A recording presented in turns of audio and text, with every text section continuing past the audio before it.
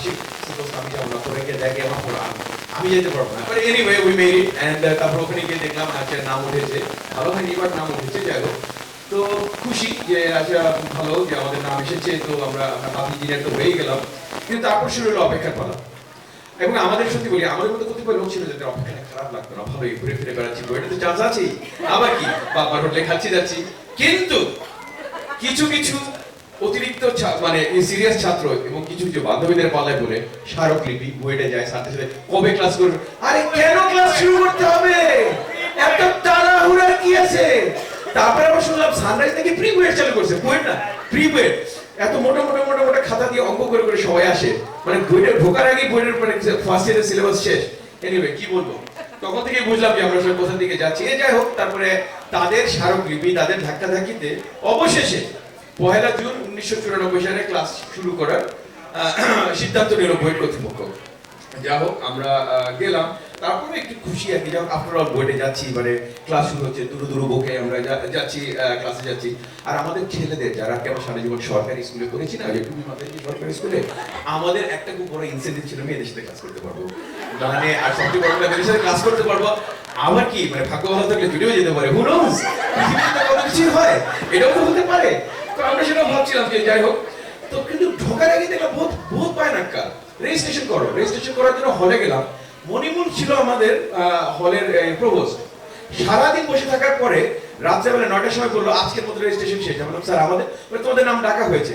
ডাকা হয়েছে কখন ডাকা হয়েছে? হয়তো আমরা বাথরুমে ছিলাম স্যার, সেটার জন্য তো আমি দায়ী নই। প্রকৃতির ডাকে যদি সারা দিতে চাও বুঝে শুনে ডাকবে।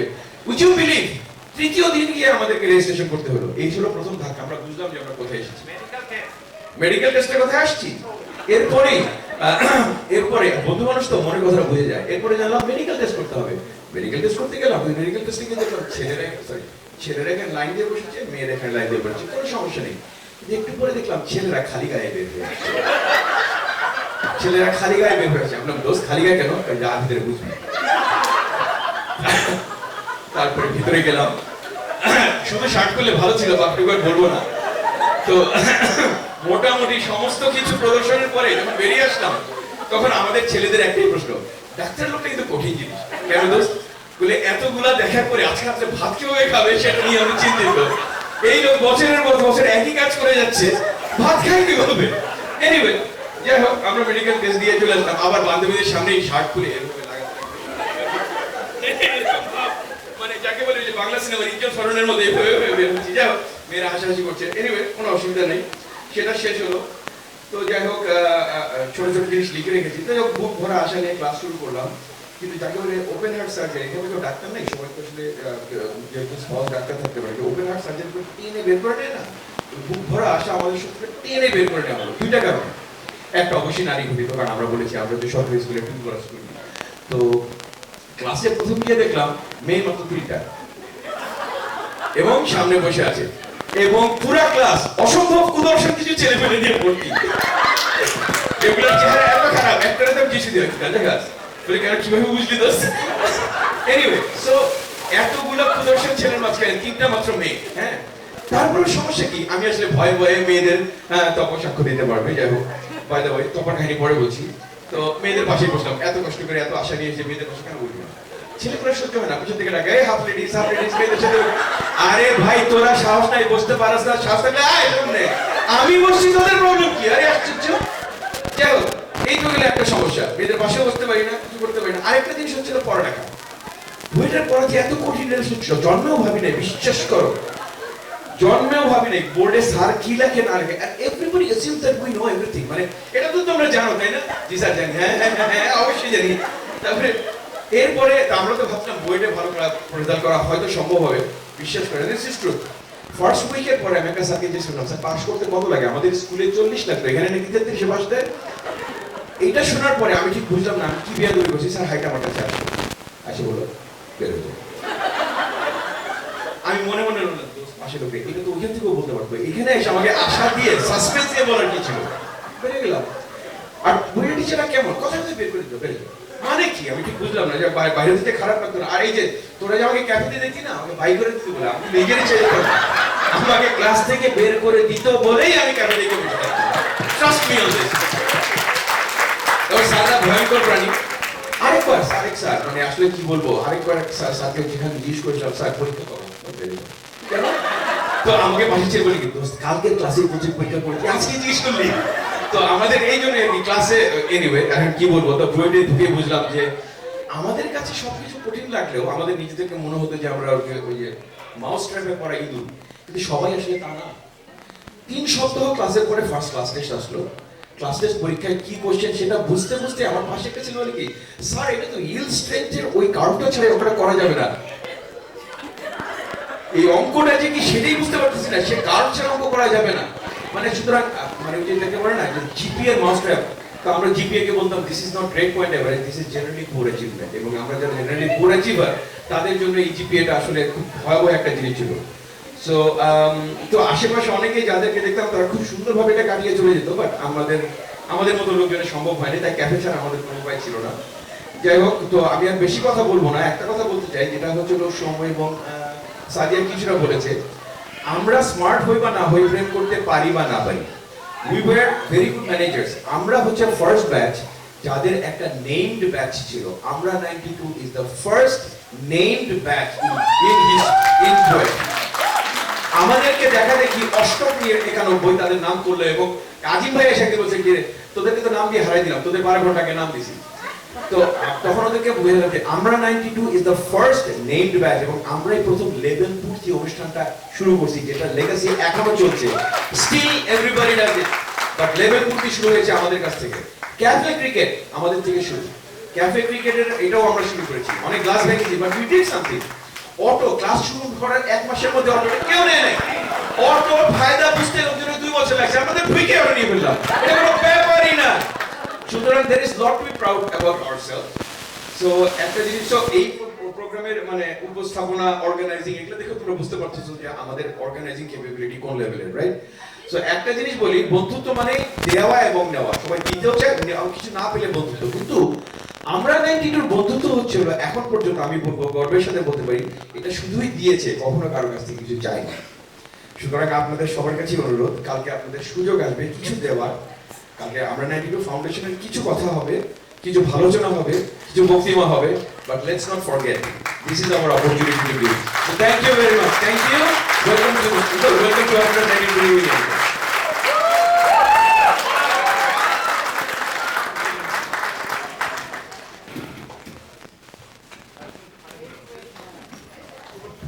Oh my God! Amader next Russell Peter right here.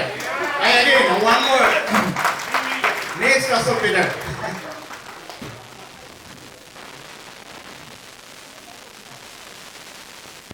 So এই অনুষ্ঠানটা তোমরা তো দেখেই বুঝছো যে এত স্মুথলি এত সুন্দর একটা লোকেশনে এত আয়োজন এই ধরনের একটা অনুষ্ঠান করতে গেলে ডেফিনেটলি অনেক ফিনান্সিয়াল অনেক কিছু ইউনুস বলতে পারবে ভালো কি অবস্থা এখন বাট কম হলে বলার দরকার নাই তুমি ম্যানেজ করে নিও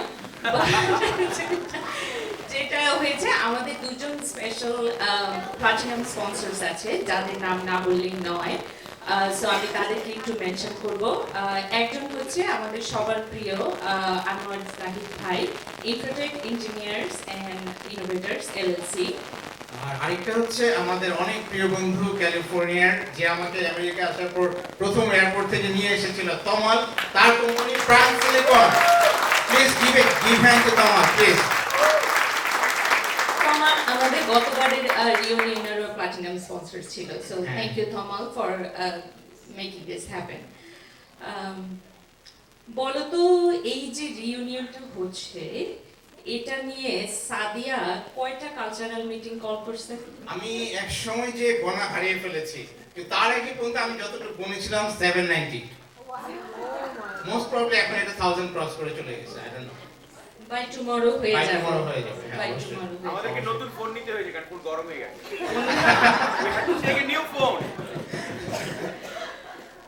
আচ্ছা তুমি কি জানো যে আসলে কতগুলো আমাদের হোয়াটসঅ্যাপ গ্রুপ হয়েছে এই রিউনিয়ন নিয়ে ও এটা আমি জানি জানো বিকজ আমি কাউন্ট করেছি মানে আমি যেগুলোতে ছিলাম আচ্ছা about 595 oh my god right আর এগুলোর বাইরেও তো আছে state meeting venue meeting audio visual meeting chorus meeting, মানে মিটিং আর হোয়াটসঅ্যাপ গ্রুপের কোনো শেষ নাই। আমি ছোটবেলায় শুনেছিলাম আমাদের দেশে গ্রামে বলতো যে 101টা কথা না হলে নাকি বিয়ে হয় না। আর এখন এবারে রিউনিয়নের পরে মনে হলো যে 1000টা হোয়াটসঅ্যাপ গ্রুপ, সাদিয়ার 600টা ঝাড়ি, সমুর 75 executive decision where he puts his foot down and বলে যে না আমি যেটা বলছি সেটাই হবে, এরকম না হলে রিউনিয়ন হয় না। Definitely some people work hard a lot. So এই রিউনিয়নের আর কি কি জানো তুমি? আমি আরেকটু জানি যে এই ইউনিয়নের পর নাকি একটা বই লেখা হবে এবং আমি কোয়াইট শিওর যে এটা new York Times best seller হবে।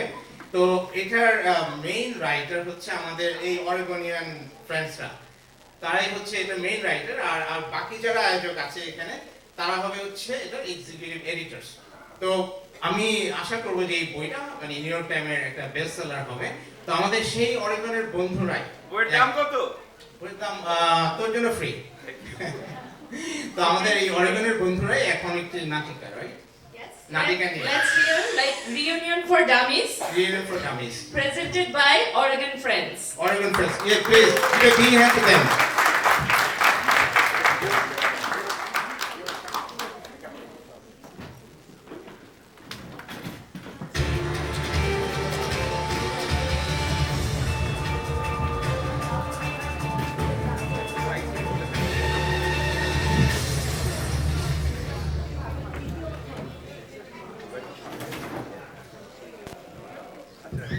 সুধী দর্শক মণ্ডলী, আজকে প্যাচালে আপনাদের সবাইকে স্বাগতম।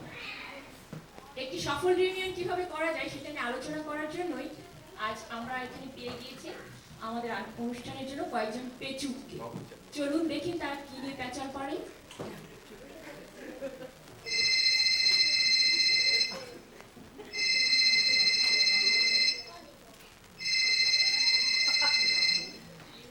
হ্যালো, কে রে?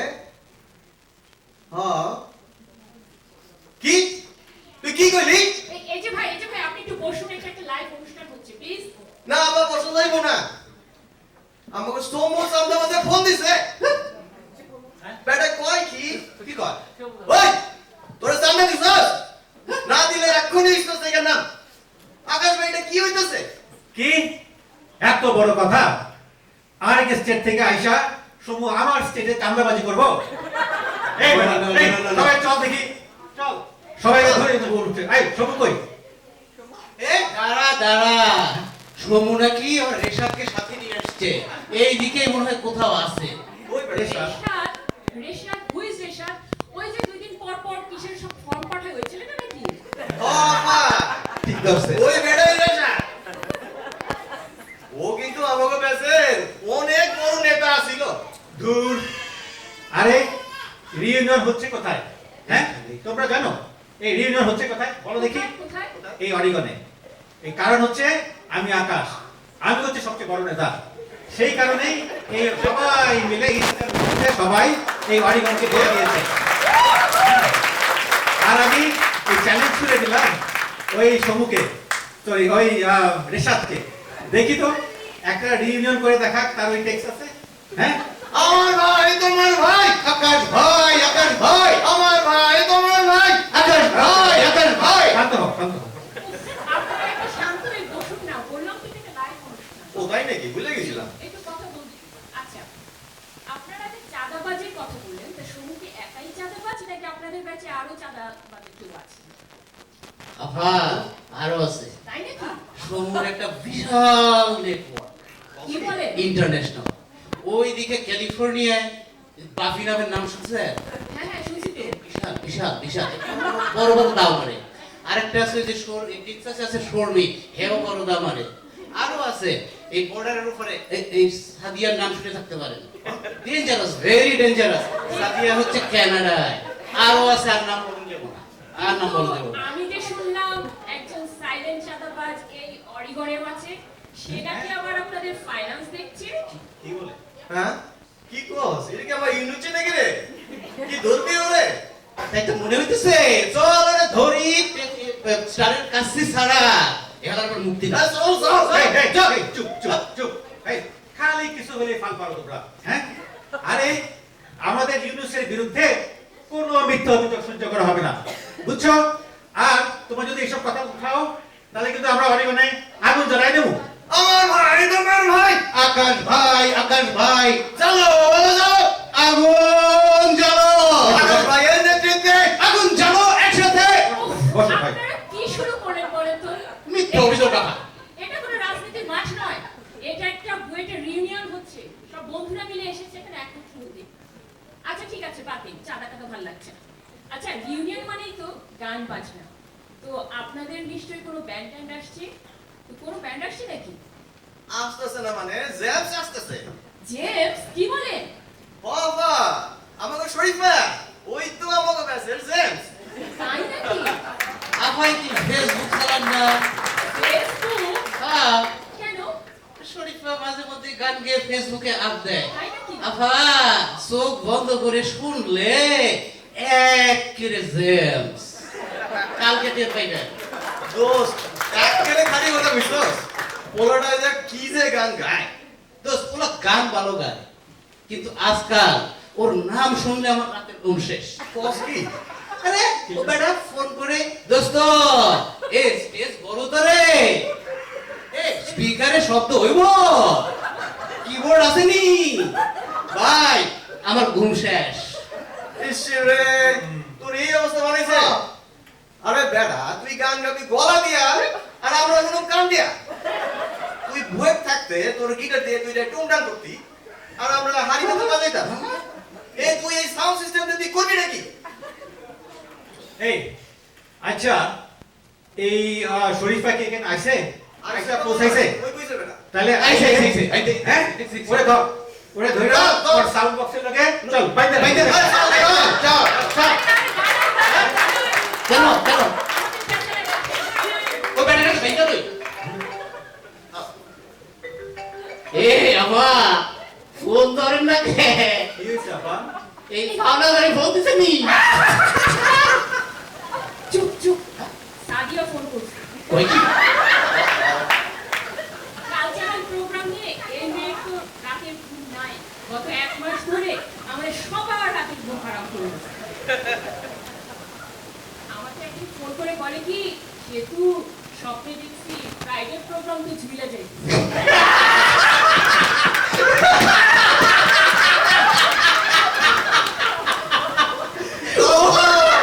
আর তো দামে না হবে না।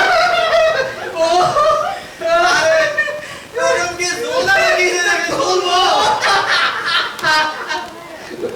আর বলেন না, তখন মাথা খারাপ করে দিল, পারফর্ম করো, তোমরা হোস্টেড পারফর্ম না করলে কি ভালো লাগে? আর এখন যখন উঠছি ফোন দিয়ে বলে কি, এই সময় শেষ, তাড়াতাড়ি নেমে যাও। শুরুই করতে পারলাম না। কই কি? এই স্টেজ থেকে নামু না, দেখি সাথে কেমনে নামায়। এইটা কইলাম। এই যে আমি জায়গায় কইলাম, এই আপা, এই নজরুলের ক্যান্টিন থেকে কাউরে এক কাপ চা আর একটা পুরি দিলে কম। নজরুল পয়লার এরপর চা খাইবে। এ তোরা তো খাইবি আউলার ক্যান্টিনে। এ বাবা, এই আউলার ক্যান্টিন থেকে গরম গরম সিঙ্গাড়া আলুর জন্য আপনাদের বলেন, আপনারাও তো মাঝে মধ্যে সাইড অর্ডার দিতেন না? আনতে বলেন। লোক বুঝছা? নজরুল নিয়ে কিছু বললে কিন্তু তোর আমি ছাড়ুন না। তুই জানো এখানে নজরুলের কথা বলবাই আছে, একটা মাইল মারি পড়তো না। তুই জানিস কার লগে কথা কস? আউল্লায় থাকতাম, আউল্লায়। কোন হলের সামনে দিয়ে বান্ধবীরা দিনে 5-6 বার যাইতাম, এইরকম করে তাকাইতো জানোস? তারপরে কথা কস? এই, ভাই। একদম পিছে হেরম। ভাই ভাই থাক, আপনারা রাখেন তো, রাখেন আপনাদের চা চল। এখন নাকি একটু ব্রেকের সময়, দাঁড়ান আমি একটু ছবি তুলি। কই? এই যে ক্যামেরা ভাইয়া যে ছবি তুলছে, আমার একটু সকালে ছবি তুলবেন প্লিজ, এটা একটু সুইট লাগতেছে। সুন্দর একটা ছবি তুলে দিবেন, আমি ফেসবুকে আপ দেব। এই আপা, জি? এই শুনেন, এই যে সাদিয়া খালি আপনার বারে বারে ফোন দেয় না, হ্যাঁ, ওটা আপনি বাদ দেন। বাস। পাগলা পান।